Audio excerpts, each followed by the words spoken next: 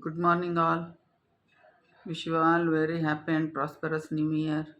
May this year filled with lots of happiness, prosperity, health, and wealth. Now let us learn the CPC Civil Procedure Code. First of all, I would like to tell you from the first chapter, that is Order 1. That means who may be the parties to the suit. That is parties to the suit. Who are the necessary parties, proper parties to the suit. So who wants to sue in the court of law, he is called as a plaintiff, and against whom he want relief, he is called as a defendant. So we thoroughly now study the order 1, parties to the suit, that is order 1, rule 1 to 30. So in this there is so many important genre where we want to study more. We have to focus means order 1 rule 8, so representative suits, and order 1 rule 9, non-joinder of necessary party. This is also very important, so we have to work on it. Now let us learn orderly one by one. So parties to the suit, order 1, who may be joined as a plaintiff. First, order 1, rule 1, that all persons may be joined in one suit as a plaintiff, where any right or relief in respect of or arising out of same act or transaction or series of transactions is alleged to exist in such persons, whether jointly or severally or in alternative. So, and if such persons brought separate suits, any common question of law or fact would arise. So, such persons may be joined as a plaintiff. This is order 1, rule 1. Now, let us move order 1, rule 2. Power of court to order separate trials.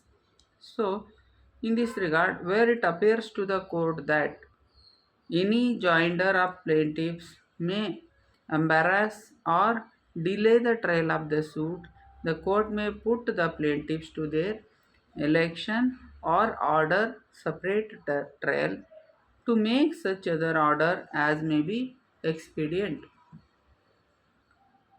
So next is order 1, rule 3, who may be joined as defendant. Now we came to know that who are all the plaintiffs who can sue. Now let us know who may be joined as a defendant. All persons may be joined in one suit as a defendant, where any right or any relief in respect of or arising out of the same act or transaction or series of acts or transactions is alleged to exist against such persons, where in order 1 rule alleged to exist in such persons, in this case against such persons. So those are all called the defendants, whether jointly or severally or alternatively. In this case also, a separate suits were brought against such persons, any common question of law or fact would arise.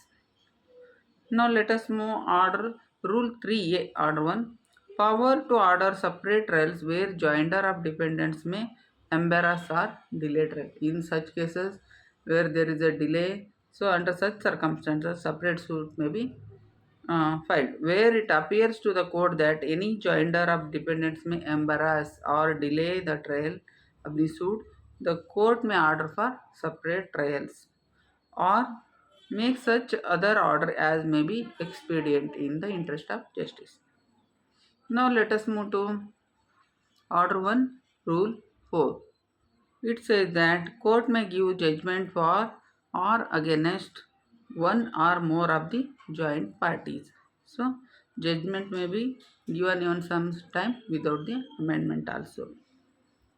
For such one or more plaintiffs as may be found to be entitled to relief, or against such one or more defendants as may be found liable according to their respective liabilities. Okay. Now let us move. Rule 5. Dependent need not be interested in all the relief claimed. Sometimes what happens? Dependent is not interested. It shall not be necessary that every dependent shall be interested as to all the reliefs claimed in any suit against him. Next we move. Rule 6. Joinder of parties liable on same contract. So what happens? The plaintiff may at his option join as a parties to the same suit or any of the persons severally or jointly and severally liable on any one contract, including parties to bills of exchange, hundis and promissory notes. They are all to be made as a parties. Now let us move rule 7. When plaintiff in doubt from whom redress is to be sought. When plaintiff is under the doubt against whom he has to file case, against whom he has to get relief, where the plaintiff is in doubt as such to person to whom he is entitled to obtain redress, he may join two or more dependents in order that the question as to which of the dependent is liable and to what extent he may be determined with the be determined as a between all parties. So now let us move rule 8. It is very important. Representative suits will be filed under order 1 rule 8, where the so many persons are interested in the same property. By getting the court permission, they may file the suit. So let us know. One person may sue or depend on behalf of all in same. So let us know where there are numerous persons having the same interest in one suit. So one or more persons may, with the permission of the court, or one of may such person may sue or be sued, or may defend such suit on behalf of or for the benefit of all persons. And in the court shall every case where the permission or direction is given under sub rule, that is all may be sued, or any one of on behalf of them to be sue or sued. At the plaintiff expenses, give notice to the institution of the suit to all the persons who are interested, either by personal service or where by the reason of number of persons or any other cause such service is not reasonably practicable by public advertisement. So, the case court may direct, or else any person on whose behalf or for whose benefit a suit is instituted under sub rule 1 may apply the court to be make a party, or they can file application to make them as a party to the suit. Under such circumstances also it can be done. Now let us move. No part of claim in any such suit shall be abandoned and no such suit shall be withdrawn under sub rule 3 of rule 1 of order 23. So you find article 23, it is about saying about the withdrawal of the suits. So when the suit is instituted under this section, so they cannot be permitted to withdraw, and no agreement, compromise or satisfaction shall be recorded in such cases, the representative suits. Okay. Now furthermore, where any person suing or defending in such suit does not proceed with the due diligence in the suit or defense, the court may substitute in his place any other person. When one person is not in a position to, with due diligence, to take the proper defense, so he may be substituted with another person. A decree passed in a suit under this rule shall be binding on all the persons. Even though one person is representing on behalf of others, it will be binding on all the persons whose behalf and whose benefit the suit is instituted. Okay. There is some explanation in this regard that for the purpose of determining whether the persons who sue or sued or defend have the same interest in one suit, it is not necessary to establish that such persons have the same cause. It is very necessary that they all persons should have same interest in the suit while instituting suit. It doesn't matter whether the cause of action is varies. So this one is the explanation regarding Part 1, Row 8. There is a short note on this, and also main question will be asked several times. What is a representative suit? How the procedure is to be while considered while filing such suit, the question has been asked. So go through. Now coming to Rule 8A. Power of court to permit persons or body of persons to present, option or take part in the proceeding. Court after the filing application, the court will permit the persons or body of persons, if the court satisfied that they to adjudicate the proper question of law, question of fact, then court will allow the such application and permit that person to be take in the part of the proceedings. So this is next we'll move to Rule 9. It is also very important that misjoinder and non-joinder. No suit shall be defeated by the reason of the misjoinder or non-joinder of the parties. And the court may in every suit deal with the matter in controversy so far as regard the rights and interest of the parties actually before it. So sometimes what happened, the non-jointer of there is a to some parties are missed out, and that time so suit shall not be defeated only for the reason that some of parties not added and not deleted. So provide there is a proviso that nothing in rule shall apply to non-joiner of the necessary party. So it is an option left to it. So only on that reason the suit shall not be defeated. Next, Rule 10. It is very important. Suit in name of wrong plaintiff. What happens while filing sometimes over ಅಥವಾ ಟೈಪೋಗ್ರಾಫಿಕಲ್ error ಅಥವಾ ಏನಾದರೂ ಆಗಿಬಿಟ್ಟು ಏನಾಗಿರುತ್ತೆ, V forgot so ನಾವು name of plaintiff is wrongly mentioned. So and such ಅಂದ್ರೆ ಇವಾಗ suit ಹಾಕ್ಬಿಟ್ಟಿದ್ದೀವಿ, ಈಗ ಹೇಗೆ ಮಾಡೋದು ಅಂತ ಅನ್ನೋದು. So this rule very clearly state that at any time of proceedings, any stage, you can add or delete the parties. So this rule 10 is very important. Where a suit has been issued in the name of wrong person as a plaintiff, or where it is doubtful whether it has been instituted in the name of right person ಮಾಡಿದ್ದು ಅನ್ನೋ doubt ಇದ್ದು ಅಥವಾ wrong person ಇಂದ suit ಹಾಕ್ಬಿಟ್ಟಿದ್ರೆ, the court may at any stage of suit, if satisfied that it has been instituted through bona fide mistake, bona fide mistake without any intention.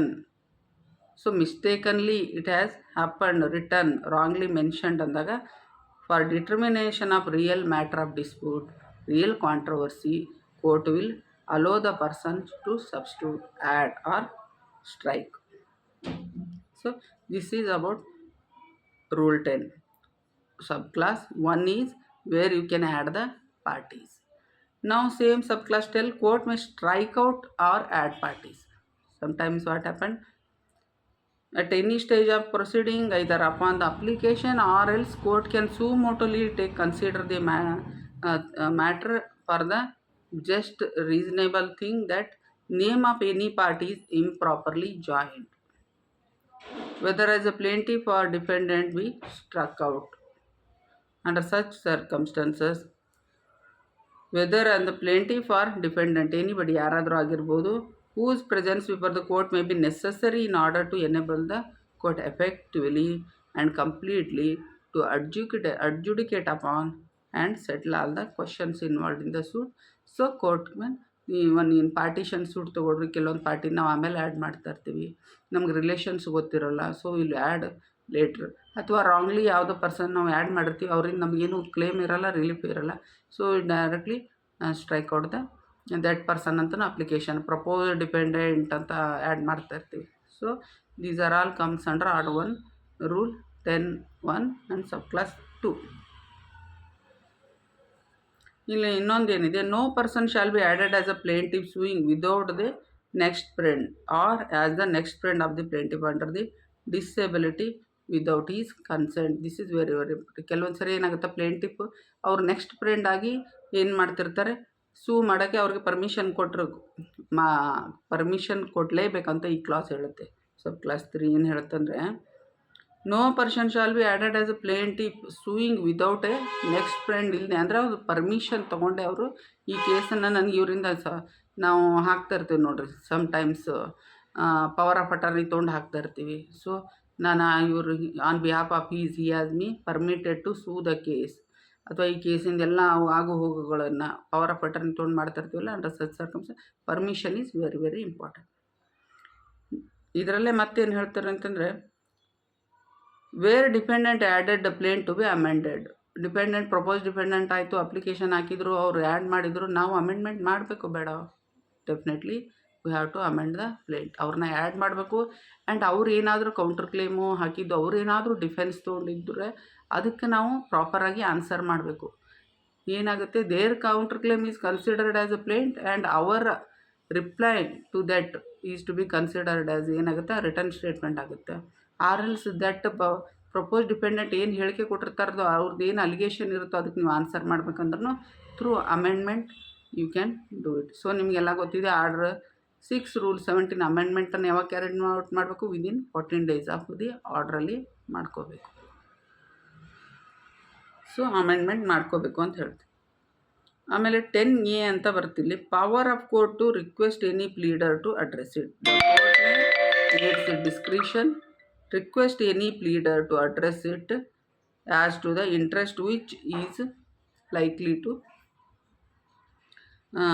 likely to affected by its decision on any matter in issue in any suit or proceeding if the party having interest which is likely to be so affected. So ಇಲ್ಲೇನಾಗುತ್ತೆ, ನಮಗೆಲ್ಲ ಗೊತ್ತಿದೆ, will file ವಕಾಲತ್ನೋ, so will address the parties. So court will direct here power to court to request any pleader to address it. So we are appearing on behalf of the parties. So pleader is having the right to represent his party clients. Next ಬಂದ್ಬಿಟ್ಟು rule 11, conduct of a suit. The court may give the conduct of such persons as it deemed proper. ಕೋರ್ಟ್ಗೆ ಹೇಗೆ ಅನಿಸುತ್ತಾಗೆ suit ಬಗ್ಗೆನೇ, the court may give the conduct of or a suit, give a suit to such person as it deemed proper. After you all know that once the case is filed, it will be numbered, it will be verified, and the suit proceeding will, the case number will be given. So conduct of the suit, whether it is a injunction suit or declaration suit or which type of suit or partition suit, of the court will may give the conduct of the suit ಅಂತ ಹೇಳ್ತಾರೆ. Next, rule 12, appearance of one or several plaintiffs or dependents for others. Same ಒಂದು 10 ಜನ ಇರ್ತಾರೆ, ಅದರಲ್ಲಿ ಒಬ್ಬರು ಅವ್ರ ಪರವಾಗಿ ಯಾರಾದರೂ ಒಬ್ಬರು ಏನು ಮಾಡ್ಬೋದು, ರಿಪ್ರೆಸೆಂಟ್ ಮಾಡ್ಬೋದು. ನಾವು ನೋಡ್ತೀವಿ ಎಷ್ಟೋ IAಗಳಲ್ಲೆಲ್ಲ swearing on behalf of other plaintiffs, on behalf of other dependents. Also sometimes will adopt the their contentions, their applications, their return statements in order to avoid multiplicity of the proceeding ಅನ್ನೋಕ್ಕಿಂತಲೂ paper work. ಸುಮ್ಮನೆ ಅವ್ರು ಮತ್ತೊಬ್ಬೊಬ್ಬರು ಒಂದೊಂದು ಸರಿ ಹೇಳೋದಕ್ಕಿಂತಲೂ 10 ಮಂದಿ ಇದ್ರೂ ಒಬ್ಬರದೇ ಎವಿಡೆನ್ಸನ್ನು ಕನ್ಸಿಡರ್ ಮಾಡ್ತಾರೆ on behalf of others. So ಅವ್ರಿಗೆಲ್ಲ ಎವಿಡೆನ್ಸ್ ಮಾಡೋ ಬದಲಿ, ಸೊ ಇದು ರೂಲ್ 12 ಆಗಿ very clearly says appearance of one of several plaintiffs or dependent for ಅದರ್ಸನ್ನು ಮಾಡ್ಬೋದು. And the authority shall be writing signed by the party giving it and shall be filed in the court. ಅವ್ರ authority ಕೊಟ್ಟಿರ್ತಾರೆ, on behalf of the one person will file. Next, rule 13, objection as to non-joinder or misjoinder. So all objections on ground of non-joinder or misjoinder of party shall be taken at the earliest possible. ಎಷ್ಟು ಬೇಗನೆ suit institute ಆದ ತಕ್ಷಣವೇ before framing of issues ಏನಾಗುತ್ತೆ, ಮುಂಚೆನೇ ಇದನ್ನು ತಗೊಂಡು ಅವ್ರಿಗೆ ಅವಕಾಶವನ್ನು ಕೊಟ್ಟು, ಈ 4 cases issues are where issues are settled or before settlement, such settlement unless the ground of objection is ಏನಾಗುತ್ತೆ subsequently arisen ಬಂದಿದ್ದರೆ, and any such objection not taken shall be deemed to have been waived. ಯಾವುದರಲ್ಲಿ ಅದನ್ನು application ಹಾಕಿ objection ಬಂದಿರಲ್ಲ ಅಂದರೆ ಅದನ್ನು wave ಮಾಡಿಬಿಟ್ಟು ಆದಷ್ಟು ಬೇಗನೆ ಇದನ್ನು ನಾನ್ ಜಾಯಿಂಡರ್ ಅಥವಾ ಮಿಸ್ಜಾಯಿಂಡ್ ಪಾರ್ಟೀಸನ್ನ ಬೇಗ ಕನ್ಸಿಡರ್ ಮಾಡಬೇಕು ಅಂಥೇಳಿ. These all about the order 1 parties to the suit. Now friends, let us know the important judgments regarding which we have to consider while dealing with this order 1. Fully, I think you have fully thorough about the order 1. Now let us know the some of the case laws. That Stroud versus Lawson. The court held that the word "and" between clause A and B of the order 1 rule 1 makes it clear that both the above conditions should be fulfilled. That the who may be the party to the suit order 1 rule 1, who is the plaintiff. So that has to be fulfilled first. So under this case law, Stroud versus Lawson. Another case law is the Ishwar Bhai versus Harihar Behra. In this case, court held that primary object of rule 1 is to avoid multiplicity of the proceeding and unnecessary expenses. So it should be very clear, the party who is pursuing the case, he must be clearly come with the court of law, or he is having the proper authority to represent on behalf of the others also. Next, United Provinces versus Atik Begum. So the court held that proper party is one in whose absence an effective order can be passed, but whose presence is necessary for the complete and final decision of the question involved in the proceeding. It is very, very important. As we all know that when so many persons are there, we are representing on behalf of one. It is okay for that much, but it is necessary for the complete and final decision of questions involved in the proceeding. So their presence is very, very much. ಇದು you might have seen ಜಡ್ಜ್ಮೆಂಟಲ್ಲಿ ನೋಡ್ರಿ ಎಲ್ಲರ ಹೆಸರು ಬಂದಿರುತ್ತೆ. ಎಲ್ಲರೂ ಏನೇನು claim ಮಾಡಿರ್ತಾರೆ, ಅವ್ರದ್ದೇ ಒಂದು ಸಪ್ರೇಟ್ ರಿಟರ್ನ್ ಸ್ಟೇಟ್ಮೆಂಟ್ ಇದ್ದರೂ ಕೂಡ ಅವ್ರು ಏನು ಹೇಳಿರ್ತಾರೆ ಅದನ್ನೆಲ್ಲ ಕೊಟ್ಟು. So their presence is very, very important. ನಾವು let us move Shah Sahib Mard versus Sadashiva Sabdu. In this case, court held that, other words, the absence of necessary party, no decree can be passed. In the absence of necessary party, no decree can be passed. So you should understand here what is proper party and necessary party. So in partition suit, I would like to give clear example. Partition suit ಅಲ್ಲಿ ಈಗ who are the ancestors, that brother, sister, their family members, they are all to be considered as ಏನಾಗುತ್ತೆ, they are necessary party. Without them court cannot come to the proper adjudicate, proper conclusion ಬರೋಕ್ಕೆ ಸಾಧ್ಯ ಇರಲ್ಲ. Determination of the proper adjudication. So all necessary parties are necessary. Proper parties ಅಂದರೆ ಏನಾಗುತ್ತೆ, against whom we are claiming, but ಅವರಿಂದ ನಮ್ಗೆ ಅಷ್ಟೊಂದು, ಈಗ some times bank ಇರುತ್ತೆ, ಸಮ್ ಅದರ ರೆಂಟ್ ಅಗ್ರಿಮೆಂಟರ್ಸ್ ಇರ್ತವೆ, ಇದರಲ್ಲಿ ಏನಾಗಿರುತ್ತೆ, they are necessary parties. Even third party claims ಎಲ್ಲ ಇರ್ತವೆ. So they are also called as A, thou it is necessary, but in their absence also court can pass its decree. Whereas in case of necessary party ಇದ್ದಾಗ their presence is very, very much necessary. So ಈ ರೂಲಿಂಗಲ್ಲಿ ಏನು ಹೇಳುತ್ತೆ, absence of proper party, while in the absence of no decree can be passed while in absence of the proper party. ಓಕೆನಾ. A decree can be passed so far as it relates to the parties before. ಅವ್ರು ಯಾರು party ಇದ್ದಾರೆ ಅವ್ರದ್ದಷ್ಟೇ ಏನು ಮಾಡುತ್ತೆ, decree ಮಾಡುತ್ತೆ. So who are not present ಅವ್ರದ್ದು decree ಮಾಡಲ್ಲ. His presence, however, enable the court to adjudicate matter properly, effectively and completely under Order 1 Rule 4 ಕೆಳಗಡೆ. Next another case is Diwakar Srivatsa versus state of MP. ಇದರಲ್ಲಿ ಏನು ಹೇಳ್ತಾರೆ, the court held that representative suit ಬಗ್ಗೆ, ಇದು Order 1 Rule 8 ಕೆಳಗಡೆ, is suit filed by or against one or more person on behalf of themselves and other having the same interest in the suit. ಆಗ ನಾನು ಹೇಳ್ದಂಗೆ on behalf of or having same interest, ಅದ್ರ ಬಗ್ಗೆ. Next ಬಂದು TN housing board versus TN Ganapati. ಇದರಲ್ಲಿ representative suit ಹಾಕೋಕ್ಕೆ ಏನೇನು ingredients ಇರಬೇಕು ಅಂತ ಹೇಳ್ತಾರೆ. ಇದರಲ್ಲಿ ಮುಖ್ಯವಾಗಿ ಬಂದು, in this case court held that following condition must be exist. ಯಾವ್ಯಾವು, the party must be numerous, ಭಾಳಷ್ಟು ಜನ ಇರಬೇಕು, must having the same interest ಇರಬೇಕು, ಸೂಟ್ ಬಗ್ಗೆ ಸೇಮ್ ಇಂಟ್ರೆಸ್ಟ್ ಇರಬೇಕು. ಆಮೇಲೆ ಪರ್ಮಿಷನ್ ಮಸ್ಟ್ ಬಿ ಗ್ರಾಂಟೆಡ್, ಕೋರ್ಟಿಂದ ಪರ್ಮಿಷನ್ ತಗೊಳ್ಳೇಬೇಕು. Or direction of the court must be given ಇರಲೇಬೇಕು. Notice must be issued to all the parties who are interested, either to service of summons or else public interest ತೊಗೊಂಡು through ಅಡ್ವರ್ಟೈಸ್ಮೆಂಟಲ್ಲಿ ನಾವು ನೋಟಿಸನ್ನು ಹಾಕಲೇಬೇಕು. So D N housing board versus Ganapathi. ನಾವು let us move to municipal council Amaravati versus Govinda Vishnu Sai Naik. ಇದರಲ್ಲಿ in this case court held that it indicates for 4 dimension of movement. ಏನೇನಿರಬೇಕು ಅಂದರೆ action by one party called a plaintiff, opposite party called as a defendant. The matter is set be, ಅಲ್ಲಿ ಏನಿರಬೇಕು, dispute ಇರಬೇಕು, ಇಬ್ಬರು party ಇರಬೇಕು, and there should be ಏನಿರಬೇಕು, dispute ಇರಬೇಕು. And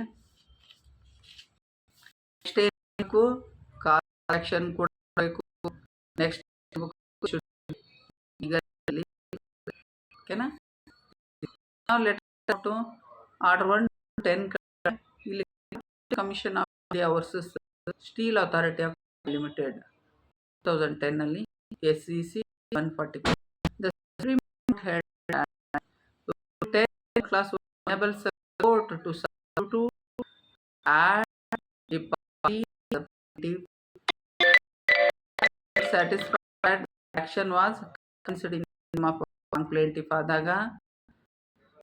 bonafide mistake ಆಗಿರಬೇಕು. Court is states filed that the amendment has necessary because of a bonafide mistake ಆಗಿದ್ದರಿಂದ wrong person wrong plaintiff ಆಗಿರ್ತಾರೆ. So on the part of original plaintiff it has no power to add a new power. ಅಂದರೆ part of the ಏನಾಗಿರಬೇಕು, amended has become necessary because of the bonafide mistake on the part of the original plaintiff ಇಂದ ಏನಾಗಿದೆ, bona fide mistake ಆಗಿದೆ ಅಂತ. ಆಮೇಲೆ necessary condition to invoke, ಇದಕ್ಕೆ ಏನು condition ಬೇಕು ಅಂತಂದರೆ the suit has to be filed in the name of wrong person as a plaintiff by ಏನಾಗಿರುತ್ತೆ, ಬೋನಾಫೈಡ್ ಮಿಸ್ಟೇಕ್. ನಾವು next one is the substitution or addition of a plaintiff is necessary for what purpose, for determination of real question or real matter in dispute. So friend, this is all thoroughly I have explained, I think so, about order 1, that is parties to the suit. The important rules are under this order 1 up to rule 13. Okay, thank you.